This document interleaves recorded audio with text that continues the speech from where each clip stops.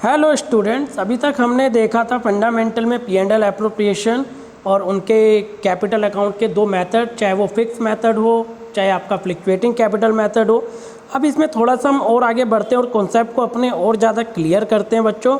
इसमें देखो, interest on capital की जब मैं बात करता हूँ तो कभी कभी क्या होता है, जैसे ये एक छोटा सा मैं आपके लिए एक एग्जांपल लेकर आया हूँ कि ए, बी और सी तीनों की कैपिटल दे रखी है 1,80,000 और 50,000, ठीक। और इनका इंटरेस्ट ऑन कैपिटल यानी आईओसी कितना दिया है, 10% दे रखा है। अब इसमें इन्होंने बोला कि on 1 July 2020 A introduce extra capital of ₹20,000 20,000, यानी 1 जुलाई 2020 को ए ने 20,000 रुपये और एक्स्ट्रा कैपिटल के रूप में वो लेकर आया है बिजनेस में। अब ध्यान से सुनना, स्टार्टिंग कैपिटल तो इनकी ये है ही है।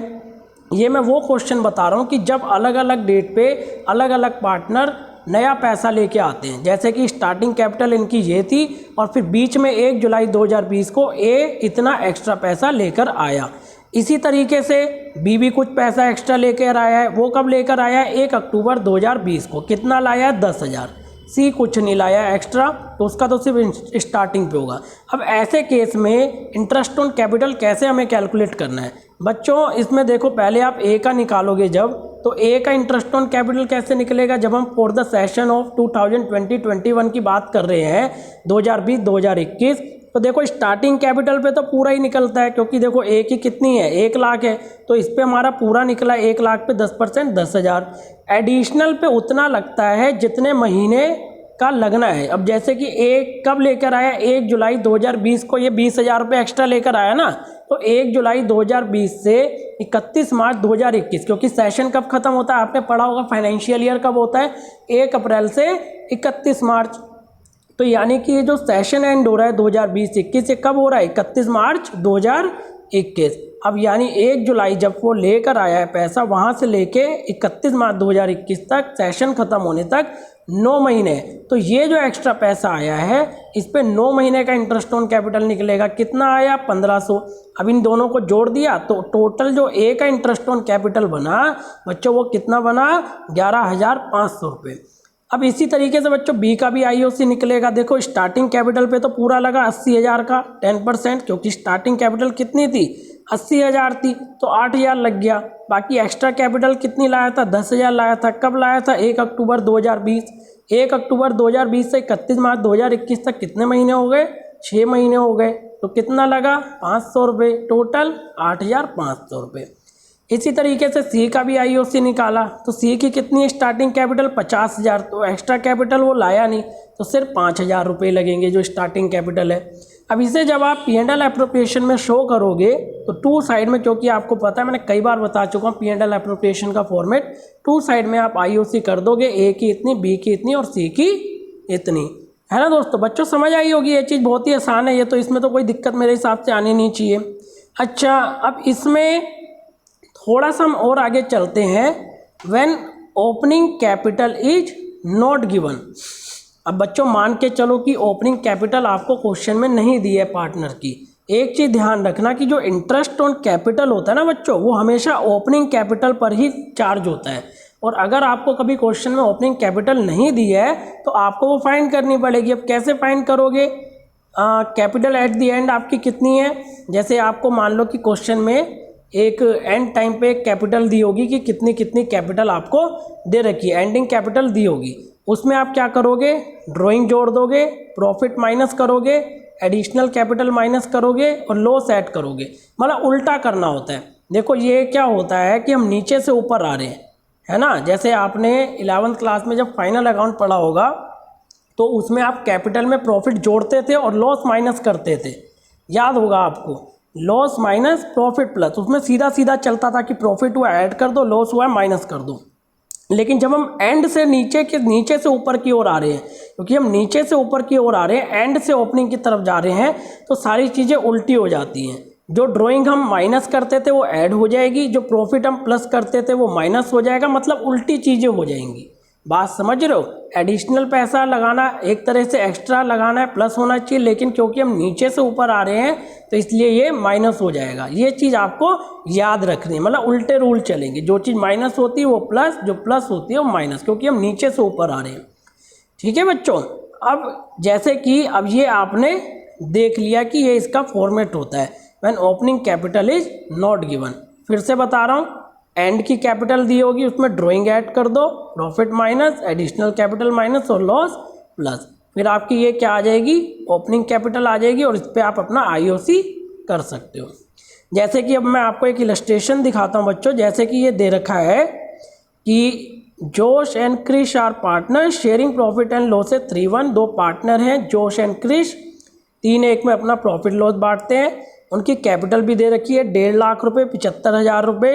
ड्यूरिंग द ईयर 2015-16 जोन ड्राइंग वगैरह दे रखी है इतनी which at duly debited to partners capital account. Profit दे रखा है इतना the same had also been debited ये शेयर रेशियो और एडिशनल कैपिटल दिए और लास्ट में बोला है कि इनका आईओसी आप निकालो। अब बच्चों देखो यहाँ पे मैंने वही चीज़ आपको बोली, यहाँ पे ध्यान से आप ये चीज़ पढ़ो। यहाँ पे लिखा है देयर कैपिटल, यहाँ से पढ़ो आप, their capital at the end. अब ये एंड की कैपिटल है बच्चों 1.5 लाख रुपये और 75,000 रुपये। और मैंने आपको अभी ऊपर बोला कि जो आईओसी लगता है वो किस पर लगता है, वो ओपनिंग कैपिटल पर लगता है। अब आपको ओपनिंग कैपिटल निकालनी है तो ओपनिंग कैपिटल कैसे निकलेगी। अब देखो वही चीज़ इन्होंने की है, सबसे पहले कैपिटल एट दी एंड लिखा इन्होंने, जोश का और क्रिश का अलग कॉलम बना के कर सकते हो आप दिखाने के लिए, ठीक। 1,75,000 ड्राइंग क्वेश्चन में दे रखी है 20,000 रुपये, है ना, और इसकी 5,000 रुपये दोनों में ऐड कर दी। प्रॉफिट इनका दे रखा है 12,000, 4,000, तो वो आपने क्या किया है, अब देखो यहाँ पे 16,000 का प्रॉफिट दिया है। The profit before charging interest on capital for the year was ₹16,000। अब इन्होंने 12/4 किया और रेशियो में बांट सकते हो आप 3-1 में। जब 16,000 रुपये है तो 16,000 को 3/4 करोगे तो कितना आएगा आपका, 12,000 आएगा। तो 12,000 एक का और 4,000 बचा हुआ एक का है। ऐसी एडिशनल कैपिटल माइनस की है तो ये आपकी क्या आ गई, कैपिटल एट दी बिगिनिंग, ठीक। बाकी इन्होंने ओपनिंग कैपिटल पे इंटरेस्ट लगा दिया है, ठीक है। तो इसी तरीके से करना है। बाकी इन्होंने एक लाइन और भेजी थी कि क्रिश जो है, Krish had bought additional capital of ₹16,000 on October 1। तो ये चीज़ तो मैंने अभी आपको ऊपर बताई थी कि अगर एडिशनल कैपिटल लगाता है तो ये देखो एडिशनल का इनने अलग से निकाल दिया 6 महीने का, क्योंकि वो 1 अक्टूबर 2015 को लेकर आया। तो आसान है बच्चों, ये समझ गए होगे आपकी मैं क्या कह रहा हूँ। अब थोड़ा सा हम बच्चों आगे देखते हैं। बच्चों थोड़ा सा हम आगे बढ़ते हैं। कभी कभी क्वेश्चन में आप देखोगे, जब अगर आप बुक से अगर क्वेश्चन करोगे, थोड़े से कुछ क्वेश्चन मैं भी आपको दूंगा एक्सरसाइज के, ताकि आपकी प्रैक्टिस होती रहे। तो उन क्वेश्चन में कभी कभी क्या होता है, P&L अकाउंट बना होता है। तो ये P&L अकाउंट आपको कब बनाना है, when will P&L account are prepared in case of manager commission, interest on loan and rent paid to the partner. अगर आपको क्वेश्चन में मैनेजर कमीशन दे रखी है कि मैनेजर को कमीशन देनी है, या इंटरेस्ट ऑन लोन है, या rent paid to the partner है।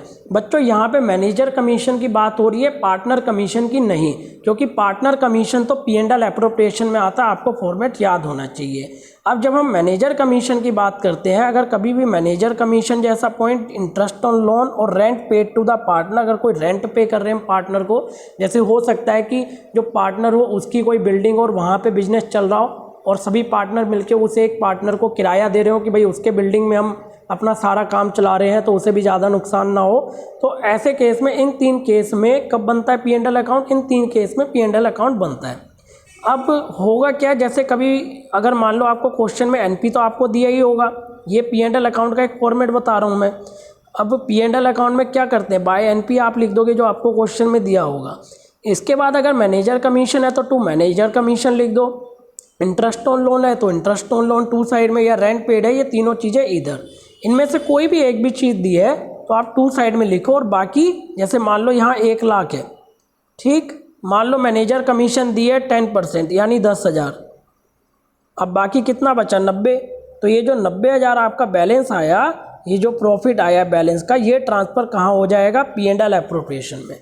और बाकी का काम तो आपको आता ही है कि ये 90,000 P&L एप्रोप्रिएशन में करोगे, बाकी टू साइड में interest on capital, salary, commission, partner को देने वाली बाकी काम जैसे आप नॉर्मल पहले करते हो वो सारी चीज़ें वैसी की वैसी रहेंगी। बस फ़र्क क्या आएगा कि अगर जैसे कभी मैनेजर कमीशन या इंटरेस्ट ऑन लोन है तो वो आप पहले यहाँ पे शो करके माइनस, कर सकते हो। अच्छा, कभी कभी क्वेश्चन में क्या होता है कि P&L अकाउंट बनाने को नहीं बोलता है, लेकिन इन तीनों में से कोई भी चीज़ बता देगा कि क्वेश्चन में है, तो आप डायरेक्ट भी इसे माइनस कर सकते हो। जैसे सपोज मान लो 1 लाख रुपए मैंने बोला 10% मैनेजर कमीशन है माइनस 10,000, तो वो कभी कभी P&L अकाउंट नहीं भी बनाएंगे, सीधे सीधे माइनस करके 90,000 आपके P&L एप्रोप्रिएशन में शो कर देंगे। बस वर्किंग नोट में दिखा देंगे कि 1 लाख माइनस 10,000 90,000 P&L एप्रोप्रिएशन में, क्योंकि 10,000 मैनेजर कमीशन है। तो वो कभी कभी P&L अकाउंट नहीं भी बनाएंगे। अगर बनाना होगा तो आप इस तरीके से बना सकते हो। अच्छा, थोड़ा सा हल्का सा और देखते हैं। अभी इसमें जैसे कि मैनेजर कमीशन, कभी कभी क्या होता है कि मैनेजर कमीशन के लिए भी 2 केस आते हैं। एक फर्स्ट वन इज आपका बिफोर चार्जिंग और एक होता है आपका आफ्टर चार्जिंग। अब देखो, मैनेजर कमीशन जो चार्ज होता है वो होता है NP पे, जो आपका नेट प्रॉफिट होता है उस पे चार्ज होता है। जैसे 20% मैनेजर कमीशन बोला, तो आप अगर बिफोर चार्जिंग का केस है, फिर से ध्यान से सुनो, क्वेश्चन में 2 तरीके से कमीशन निकालने को बोलता है मैनेजर। एक बोलता है बिफोर चार्जिंग, एक होता है आफ्टर चार्जिंग।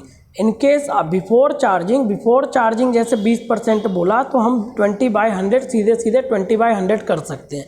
लेकिन अगर उसने बोला है आफ्टर चार्जिंग कि 20% आपको मैनेजर कमीशन देनी है आफ्टर चार्जिंग, तो आप R/100 + R करते हैं, मतलब 20/120, 20/120। इन केस वहाँ पे 30 हो तो 30/130, 40 हो तो 40/140, 50 हो तो 50/150। कुछ इस तरीके से। इसका मैं रीज़न आपको बताता हूँ कि ऐसा क्यों होता है, क्योंकि मैंने आपको स्टार्टिंग में ही बोला था मैं सारी चीज़ें आपको रीजन के साथ और डीप कॉन्सेप्ट पे बताऊँगा। इसका रीज़न मैं आपको अभी बताता हूँ, आप समझ जाओगे। अब जैसे कि एक इलस्ट्रेशन से मैं आपको समझाता हूँ। फॉर एग्जाम्पल, मान लो आपको क्वेश्चन में NP 1 लाख रुपये दिया है, अब मैनेजर कमीशन दिया है 25%। अब देखो, इन केस ऑफ बिफोर, अगर बिफोर कमीशन है तब तो आप सीधे सीधे निकाल लो 1 लाख का 25% 25,000। लेकिन अगर बोला आफ्टर चार्जिंग है, मतलब प्रॉफिट से आफ्टर चार्जिंग सच कमीशन है, तो हमने क्या किया, 1 लाख इंटू 25/125, तो कितना आया 20,000 रुपये। अब आप कहोगे ये क्यों होता है ऐसा कि आफ्टर में हमने ये जोड़ क्यों दिया नीचे। बच्चों, इसका एक सीधा सिंपल सा रीज़न होता है, क्योंकि मैंने आपको बोला मैं सारी चीज़ें रीज़न के साथ बताऊँ, खाली ये नहीं कि हाँ ये होता है। बच्चों, सिंपल सी चीज़ है। जब हम बिफोर की बात करते हैं ना बच्चों, तो बेटा इसमें क्या होता है, जैसे मान लो कि आपकी जेब में 100 रुपये पड़े हैं। अब मैंने कहा आपकी जेब में 100 रुपये पड़े हैं, मुझे नहीं पता कितने हैं, चाहे 100 हो चाहे 200 हो। मैंने कहा आपकी जेब में जितने रुपये पड़े हैं मुझे 25% दे दो। तो आप क्या करोगे, अगर आपकी 100 रुपये, मतलब आपके जेब में अगर 100 रुपये पड़े हैं, मैंने कहा 25% दे दो, तो आप क्या करोगे, 25 रुपये निकाल करके मुझे दे दोगे। तो ये सिंपल चीज़ होती है बिफोर में। ये सिंपल चीज़ है कि बिफोर मतलब प्रॉफिट चार्ज करने से पहले, मतलब मुझे पता ही नहीं है कि आपकी जेब में कितने थे, मैंने कहा 25% दे दो, आपने 100 में से 25 मुझे दे दिए। तो ये सिंपल केस होता है जिसे हम बिफोर कहते हैं, बिफोर चार्जिंग में। लेकिन जब मैं आफ्टर की बात करता हूँ, तो आफ्टर में क्या होता है कि मैं आपसे ये कहता हूँ कि मुझे 25% तो चाहिए, लेकिन मेरी कमीशन काटने के बाद, या फिर आप सिंपल भाषा में ऐसे समझो कि मैं आपसे ये कहता हूँ कि मुझे 25% मत दे। मैं ये कहता हूँ आपसे कि आपकी जेब में जितने भी रुपए पड़े हैं उसमें 25% मेरे पहले से इंक्लूड है। ऐसे समझो आप कि जो 25% है वो पहले से ही इंक्लूडेड होता है। जैसे आपकी जेब में जितने पड़े हैं, मैंने डायरेक्ट आपको ये नहीं बोला कि मुझे 25% दो, मैंने कहा आपकी जेब में मेरे 25% ऑलरेडी हैं। आप बात समझो, एक तो है कि मैंने मांगे सीधे 25%, एक मैंने कहा 25% इंक्लूडेड है। तो जब इंक्लूडेड होता है तो भाई अगर उसकी जेब में 100 रुपये पड़े हैं तो 25 मेरे मिला के कितने हो गए, 125। तो आफ्टर के केस में होता है इंक्लूडेड, तो फिर आप जानते हैं जब कोई चीज़ इंक्लूड है तो वो ऐड होती है, इसलिए यहाँ पे 125 होता है। आशा करता हूँ आपको समझ आया होगा। तो बच्चों आज के लिए इतना ही करते हैं, बहुत है। अगर कोई दिक्कत आती है बच्चों तो आप मुझसे ज़रूर पूछें। Thank you.